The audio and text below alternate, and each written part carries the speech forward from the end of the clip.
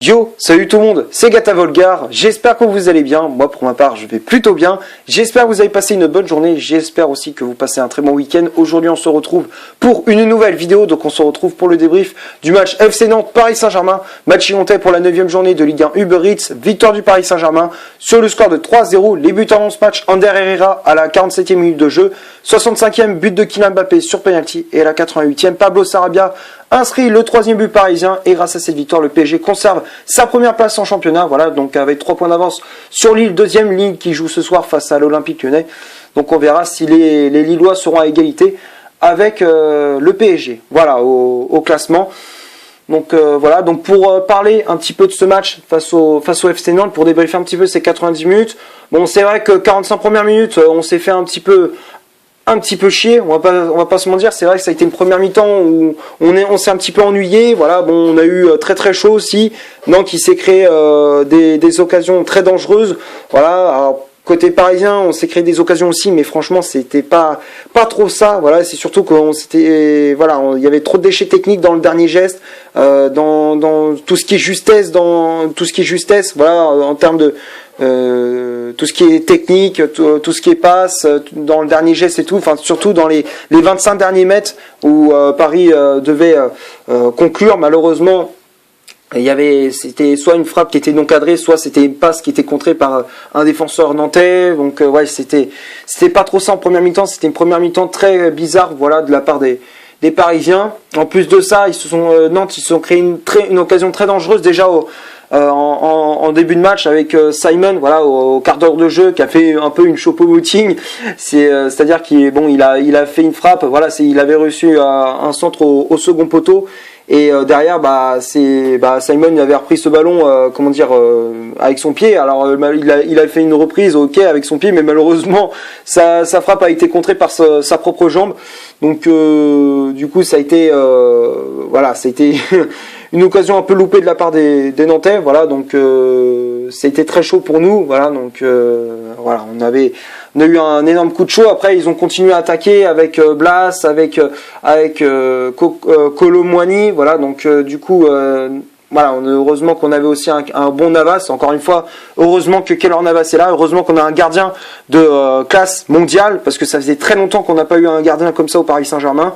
Donc voilà, et heureusement qu'il est là, parce que c'est d'une part grâce à lui que Paris repart encore une fois avec les 3 points. Voilà, donc c'est un peu notre dieu, voilà, on peut dire ça comme ça, un dieu vivant, voilà, dans les buts parisiens. Donc franchement, heureusement qu'il est là. Donc voilà. Après, c'est vrai qu'on a énormément souffert en première mi-temps. Voilà, en plus de ça, la défense, elle était très poussive. Voilà, bon, encore une fois, Tourelle remet le choix de mettre Danilo en défense, et c'est franchement, je vous le dis les gars, c'est quand vraiment un choix qui commence vraiment à m'énerver, qui commence vraiment à m'agacer, parce que c'est pas le fait que Danilo ne soit pas bon en défense, encore une fois, il a fait son taf, il fait son rôle, il joue son rôle, normal. Mais pour moi, c'est pas le poste où on devrait lui donner. Normalement, tu lui donnes le poste de sentinelle. Normalement, tu dois lui donner les clés du camion. Voilà, normalement, tu dois lui donner les clés du milieu de terrain à Danilo, justement, au poste de sentinelle. Parce que tu le vois que comment dire, en défense, il est pas à l'aise. Tu vois qu'il est pas à l'aise. Voilà, alors il fait son taf, mais il n'est pas à l'aise. Tu vois que pour ce poste-là ne lui convient pas. Voilà, ça ne le plaît pas, et c'est surtout tu vois que voilà, c'est pas son poste. Normalement, tu dois le mettre au milieu de terrain, en poste de 6. Là, je dis oui. Voilà. Et tu mets quelqu'un d'autre en défense, je sais pas, tu mets Kerrer, tu mets Marquinhos, tu mets Kipembe, je sais pas, mais tu mets quelqu'un d'autre à la place de Danilo en défense, parce que tu vois que voilà, alors que bon, normalement ça doit être un 6, quoi. Et ça faisait un petit moment qu'on n'avait ça faisait un petit moment qu'on n'avait pas eu un pur 6, voilà, depuis le départ quasiment de Thiago Motta à la retraite, voilà, donc depuis qu'il avait fini sa carrière au PSG, c'est vrai qu'on n'avait pas eu un pur 6, mais voilà, on l'a eu. Leonardo l'a donné à Tourelle, voilà, avec Danilo Pereira, mais encore une fois, je comprends pas, voilà, franchement je comprends pas. Tourelle qui te remet encore une fois Danilo en défense, voilà, qu'est-ce que tu veux que je te dise, ça prouve bien le niveau qu'il a, l'entraîneur, pour Paris Saint-Germain. Pour moi, il a plus les épaules pour gérer le PSG. Ça fait un petit moment que je dis, même pour moi depuis le début de saison, Pour moi, c'est pas possible, quoi. Voilà. Bref, Bon, je sais, je me suis un petit peu écarté du sujet et tout. Bref, donc pour en venir au match, à la mi-temps, il y avait 0-0 entre les deux équipes. C'est vrai que c'était un match nul, bon, voilà, normal, quoi. Mais après, c'est en seconde mi-temps où le PSG a réussi à décanter la situation avec le but d'Ander Herrera à la 47e, voilà. Voilà, à l'entrée d'entrée de jeu, voilà, entrée de seconde mi-temps, dès le retour des vestiaires, Paris ouvre le score grâce à Herrera, voilà, sur un centre d'Mbappé au second poteau. Centre à terre de l'ancien attaquant de l'AS Monaco, et derrière Herrera qui était tout seul au second poteau qui pousse ce ballon au fond des filets, voilà, donc grâce à lui le PSG a débloqué la situation, et c'est à partir de là que Paris a commencé à être à lâcher les chevaux, un petit peu à jouer un peu plus, voilà, plus libre, voilà, on sentait un PSG plus intéressant, plus convaincant, voilà, dans le jeu voilà, dans ce match-là, donc voilà, donc pour moi Herrera, il nous a bien sauvés sur ce coup-là, donc voilà, donc on peut le remercier lui aussi. Et après, bon voilà, on a réussi, comme je disais, à dérouler notre jeu, et à la 65e, bon, même si voilà, il y a eu un penalty pour le PSG, voilà, penalty transformé par Mbappé à la 65e. C'est vrai que le penalty, en toute objectivité, c'est vrai que bon, c'est vrai, c'est très généreux de la part de l'arbitre de ce match, voilà, donc sur la faute soi-disant de Castelletto, voilà, le défenseur nantais qui pousse légèrement Mbappé. Voilà, c'est une action voilà, très limite, on va dire ça comme ça, entre lui et Mbappé. Donc voilà, donc du coup l'arbitre a décidé autrement, donc du coup penalty pour le Paris Saint-Germain. Donc à la 65e, comme je disais, Mbappé transforme ce penalty, donc sans trembler. Donc du coup à ce moment-là du match, le PSG menait 3-0. Après il y a eu un penalty, voilà, pour le Paris Saint-Germain suite à une faute de Colin Dagba, voilà, voilà, Dagba qui avait fait un centre, voilà, il avait donné son ballon juste avant, quelques secondes avant que Dagba tacle, et derrière, bon bah voilà, il avait pas anticipé la passe, et donc du coup Dagba avait fauché le joueur nantais, et du coup penalty logique, voilà, pour le FC Nantes, et derrière Navas qui l'arrête, voilà, il arrête le penalty de Bamba.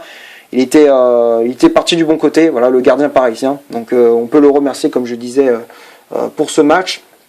Et après, bon bah à la 88e, Pablo Sarabia qui inscrit le troisième but parisien, voilà, suite à une erreur de Louza, voilà, qui redonne ce ballon à Sarabia au point de penalty, et derrière bah il fait un petit piqué, voilà, juste devant Alban Lafont, pardon. Et bah derrière, voilà, c'est lui qui termine le travail pour le PSG, et c'est grâce à lui, c'est grâce à ce but aussi qu'on ferme le jeu, et puis derrière, bah on prend les 3 points. Voilà, on repart de Nantes avec la victoire. Voilà, donc on va passer maintenant à la composition d'équipe que Thomas Tuchel a alignée. Donc ça a été un 4-3-3 aligné par les Parisiens, voilà, donc avec Keylor Navas dans les buts du Paris Saint-Germain avec le brassard de capitaine, voilà, à la place de Marquinhos qui était laissé sur le banc, même s'il est rentré en cours de match. Charnière central, Danilo Pereira associé à Diallo, voilà, encore une fois, je l'avais dit, pour moi, Danilo Pereira ne joue pas à son poste, normalement il doit jouer au poste d'Idrissa Gueye, voilà, dans ce match-là. Les latéraux, Dagba à droite, Bakar à gauche, j'allais dire Marquinhos en sentinelle. Alors Marquinhos avait été rentré en jeu à la place d'Idrissa Gueye, du coup c'est lui qui a pris la suite. Mais avant lui, c'était Idrissa Gueye qui jouait en poste de sentinelle. Herrera et Rafinha en poste de milieu relayeur. Et le trio d'attaque, c'était Moiskin en pointe, Mbappé ailier gauche, et Pablo Sarabia ailier droit. Après, il y a eu les remplaçants qui était entré en jeu. Il y avait le jeune Ruiz Atil qui était entré en jeu à la place de Moiskin qui était sorti à la mi-temps. Apparemment, il aurait eu une blessure musculaire, surtout au niveau du mollet. Donc on verra s'il sera forfait pour le match de Ligue des Champions. Si je ne me trompe pas, ce sera contre le RB Leipzig. On verra s'il sera là. Après, il y a eu Marquinhos qui est entré en jeu à la place d'Idrissa Gueye, Kerrer à la place de Danilo Pereira, Kurzawa à la place de Rafinha, et le jeune Fadiga à la place de Kylian Mbappé. Voilà pour la composition de l'équipe. Bon, j'ai pas grand chose à dire, j'ai dit à peu près ce que j'avais à dire. Voilà, encore une fois, comme je disais, Danilo en défense, pour moi c'est encore une fois un choix qui commence vraiment à m'énerver. Voilà, alors que pour moi, comme je disais, tu peux mettre Kerrer, tu peux mettre Kipembe, tu peux mettre Marquinhos, voilà, tu peux mettre, voilà, tu mets même un jeune du centre de formation, voilà, tu prends un jeune comment dire, du centre de formation du PSG. Puis voilà quoi, tu le fais jouer. Voilà, c'est voilà encore une fois un choix que je comprends pas de mettre voilà Danilo Pereira en défense alors que t'as des options sur le banc, même si voilà t'as Kimpembe, ok il a joué contre comment dire l'Istanbul Başakşehir en Ligue des Champions au milieu de semaine, tu peux faire jouer je sais pas, tu peux faire jouer Kehrer, même si voilà il est pas très rassurant des fois, mais voilà tu peux au moins, mais lui au moins il sait son poste, voilà c'est pas, et au moins c'est un pur défenseur, voilà c'est un vrai défenseur central, contrairement à Danilo qui joue pas à son poste quoi. Voilà, ça se voit que c'est pas son rôle, c'est pas son poste de prédilection. Voilà. Donc on va passer maintenant aux statistiques de cette vidéo. Donc on va commencer par celle du FC Nantes. Les Nantais, c'est 37% de possession de balle, 2 corners, 4 tirs au total, dont 1 tir cadré, 0 position hors jeu et 12 fautes commises. Donc tout ça c'est du côté des Nantais. Et du côté du Paris Saint-Germain, c'est 63% de possession de balle, 4 corners, 10 tirs au total, donc 4 tirs cadrés, dont 3 buts, 4 positions dans le jeu et 13 fautes commises. Donc tout ça c'est du côté du PSG. Voilà, donc quand on regarde les statistiques, c'est vrai que bon, Paris a eu le ballon, voilà, mais c'était surtout en second mi-temps que Paris a fait la différence, voilà, d'entrée dès le retour des vestiaires, voilà, avec le but d'Herrera qui a un petit peu délivré les Parisiens. C'est à ce moment-là que le PSG a arrêté de jouer avec le frein à main. Donc voilà, donc c'est à partir de ce moment-là que le PSG a lâché les chevaux et puis voilà quoi. Derrière, on a le PSG à dérouler dans cette rencontre. En termes de tir cadré, c'est vrai comme je disais, bon en première mi-temps, il y a eu beaucoup de déchets techniques, beaucoup de frappes non cadrées, voilà. Mais c'est en seconde mi-temps que, comme je disais, c'est là où le PSG a déroulé. Voilà, donc on va passer maintenant au top et au flop de cette vidéo. Donc on va commencer par Keylor Navas. Navas pour moi, il a fait son match, il a comment dire, il a sauvé encore une fois le PSG, voilà, qui était pas loin de comment dire, qui était certains moments au bord de la rupture, voilà, surtout en première mi-temps où il y a eu des occasions chaudes pour le FC Nantes et heureusement qu'il a répondu présent, voilà, donc pour moi Navas encore une fois je le mets dans le top. Donc voilà, après la charnière centrale Danilo et Diallo. Danilo, même si voilà, pour moi je le dis encore comme je le disais, c'est pas son poste, mais voilà, pour moi voilà, il a fait quand même son taf, voilà, il a fait ce qu'il avait à faire, il a quand même bien tenu son rôle. Donc voilà, donc il a fait de bonnes interventions, il a récupéré pas mal de ballons en défense et aussi sur coup de pied arrêté, il était assez dangereux, voilà, donc pour moi Danilo, il a fait son taf, donc pour moi je le mets dans le top. Après Diallo, match pas terrible, voilà, match très moyen de la part de Diallo, surtout en première mi-temps où il s'est fait un petit peu manger, voilà, sur son côté. Alors même s'il jouait pas, comment dire, à gauche, mais même des fois quand Bakker il se faisait manger sur son côté dès c'était open bar, voilà, du côté de Bakker, Diallo il se faisait manger à son tour, voilà, donc du coup ça a été très compliqué, voilà, un match très moyen de la part de Diallo. Voilà, et surtout, même si en second mi-temps c'était un petit peu mieux, mais voilà, c'était très moyen de la part de Diallo. Voilà, donc pour moi, Diallo, je le mets dans le flop. Après, les latéraux, Dagba et Bakker.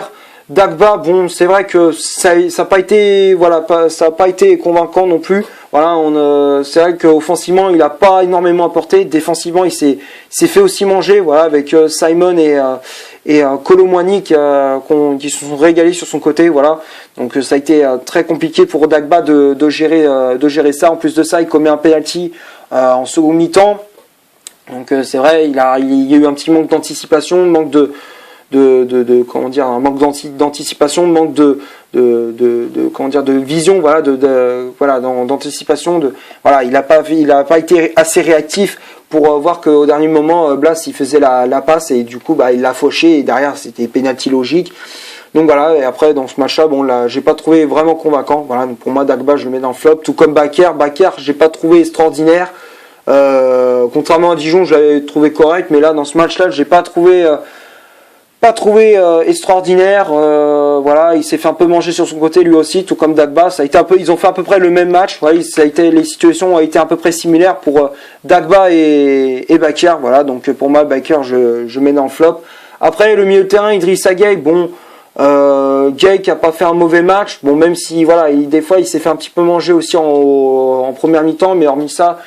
Voilà, il a comment dire, au fur et à mesure du match, il a progressé, donc voilà, après jusqu'à sa sortie à la place de Marquinhos, voilà, Marquinhos qui avait pris sa place ensuite.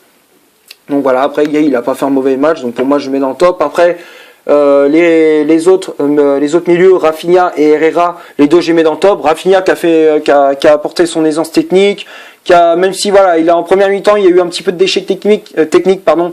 Voilà, en second mi-temps il s'est rattrapé, il s'est rattrapé avec un bon match, voilà, en faisant de bonnes performances. Voilà, donc pour moi Rafinha, je le mets dans le top. Herrera aussi, c'est lui qui délivre le Paris Saint-Germain au retour des vestiaires. Et c'est lui qui permet au PSG d'être sur les bons rails. Voilà, il a récupéré pas mal de ballons de milieu de terrain, il s'est projeté pas mal de fois vers l'avant. Voilà, donc il a apporté offensivement, défensivement il a été correct aussi. Voilà, donc on a vu un Herrera courageux, vaillant. Voilà, donc pour moi Herrera je le mets dans le top. Et après le trio d'attaque, Mbappé, Moiskin et Sarabia. Sarabia, match un peu moyen, on va dire, match un peu moyen, même si voilà il a marqué, mais bon moi je l'ai pas trouvé extraordinaire. Il s'est contenté de faire des centres et tout. Après même si en fin de match il a bénéficié d'une erreur de la défense nantaise. Voilà, moi j'ai pas trouvé vraiment convaincant. Voilà, mais bon il a fait quand même son match. Donc pour moi Sarabia je le mets quand même dans le top. Après Moiskin, première mi-temps assez moyenne. Voilà, de la part de l'attaquant italien, qu'on l'a pas trop vu. Voilà, on a trouvé un Moiskin un peu isolé, voilà, et surtout que bon, il a même le peu de ballon qu'il avait, voilà, il a pas réussi à négocier comme il voulait. Voilà, donc pour moi, Moiskin, je mettrais dans le flop. Et après Mbappé, c'est vrai qu'il a été passeur décisif sur le but d'Herrera. Il a été buteur aussi. Bon, c'est plus en second mi-temps qu'on l'a vu. Première mi-temps, on l'a pas trop vu, mais voilà, c'est au fur et à mesure il est monté en puissance et voilà, c'est lui qui a permis au PSG de gérer la fin de match. Après, bon, il est sorti, mais voilà, c'est surtout apparemment on croyait qu'il était blessé lui aussi, mais voilà, bon, apparemment c'est un coup de fatigue. Voilà, c'est ce qu'il a dit Thomas Sourel, c'est la fatigue pour l'attaquant parisien. Alors j'espère que c'est pas une blessure, voilà, j'espère qu'il nous dit pas qu'il nous cache que c'est une blessure, parce que déjà qu'on a pas mal de blessés entre Icardi, Paredes, Verratti, Bernat, voilà, et j'en passe, voilà. C'était, voilà, ce serait vraiment une connerie de perdre Mbappé. En plus de ça, ça fera pas mal de blessés, voilà, donc pour moi, mais hormis ça, dans ce match-là, Mbappé je mets dans le top.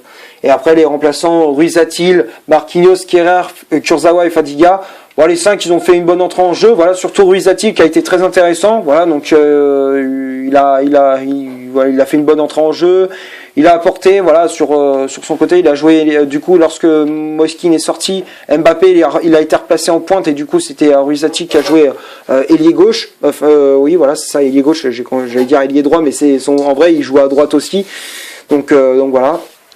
Mais sinon, ouais, il a fait une bonne entrée en jeu, il a apporté de bons centres, de petits gestes techniques, voilà, qui ont été utiles.